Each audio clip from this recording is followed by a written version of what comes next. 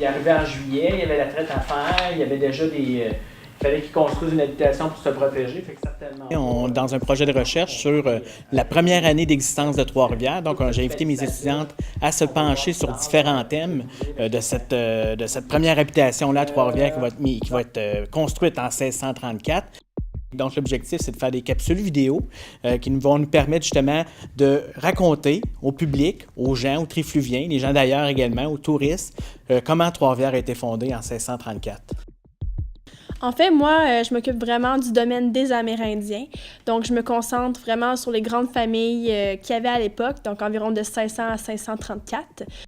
En fait, c'est sûr que c'est quand même assez complexe, mais il faut trouver les bonnes sources, fouiller aux bons endroits. C'est là qu'on revient vraiment à nos racines, donc on va vraiment chercher dans les sources manuscrites qu'il y avait à l'époque. C'est là que c'est le plus intéressant de trouver les informations à l'intérieur. Bien, vers les années 1800, les Amérindiens ont comme été effacés un peu de l'histoire du Québec. Alors, il faut vraiment plonger dans les profondeurs de notre histoire pour pouvoir trouver ne serait-ce qu'une petite phrase à ce sujet. C'est extrêmement large comme sujet, mais j'essaie de me concentrer plus sur le domaine de l'alimentation. Comme on le sait, ils arrivaient un peu vers l'été pour s'installer ou n'importe, mais après l'hiver arrivait, donc entre 1600 et 1635, on ne sait pas trop, en fait, on a moins d'informations, donc c'est de savoir qu'est-ce qu'ils faisaient quotidiennement, comment ils faisaient pour survivre. 1635. Il est venu au moins une fois, vous avez dû le croiser dans votre relation de Champlain à Trois-Rivières. Mais, tu sais, c'est à peu près les mêmes personnes qui croisaient là. C'est un défi parce qu'on est dans un cadre pédagogique, hein, donc c'est important d'amener les étudiantes à s'intéresser à des nouvelles sources, hein, dont les relations des Jésuites qui sont indispensables pour parler de Trois-Rivières durant ces années-là. Puis celle-là, on commence avec celle-là. C'était également l'opportunité de faire vivre à des étudiantes une expérience directe avec des historiens, des professionnels, des experts de l'histoire du Québec. Moi, mon travail de session, ça consiste à parler des premiers contacts des Amérindiens avec les Européens ou vice-versa. Oui, Champlain, il veut aller à Trois-Rivières. Il demande à Batiscan en 1610. Il lui redemande en 1611. J'aimerais ça que tu prennes un de mes hommes puis que tu l'amènes à Trois-Rivières pour lui faire explorer tout ça, puis qu'on connaisse mieux le territoire. Puis éventuellement, on pourrait peut-être aller fonder une habitation. Une colonie qui existe pendant 2 ans, de 1541 à 1543.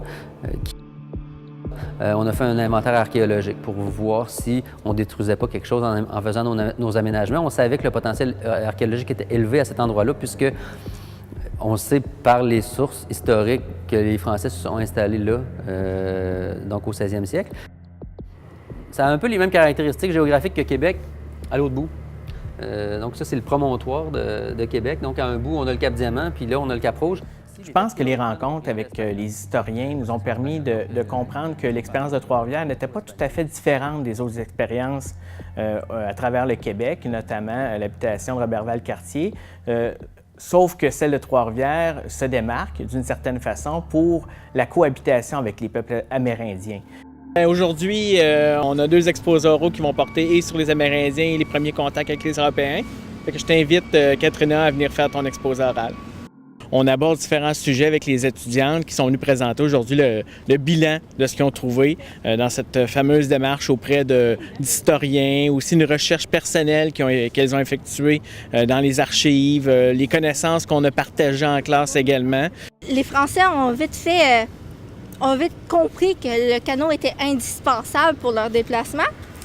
Parce qu'on documente beaucoup Trois-Rivières, mais beaucoup plus tard. On n'a pas beaucoup d'informations sur les premières années, surtout par rapport aux Amérindiens. Donc, vraiment pouvoir creuser, aller vraiment chercher dans les sources mêmes. J'ai vraiment découvert, en fait, la richesse du territoire de Trois-Rivières. Je pense que le projet Trois-Rivières en 1 va améliorer la connaissance sur l'existence de Trois-Rivières, mais également tous les éléments ou tous les événements préalables qui vont amener à cette construction qui est la première habitation en 1634. Ça nous permet aussi de comprendre le déroulement de l'histoire par la suite.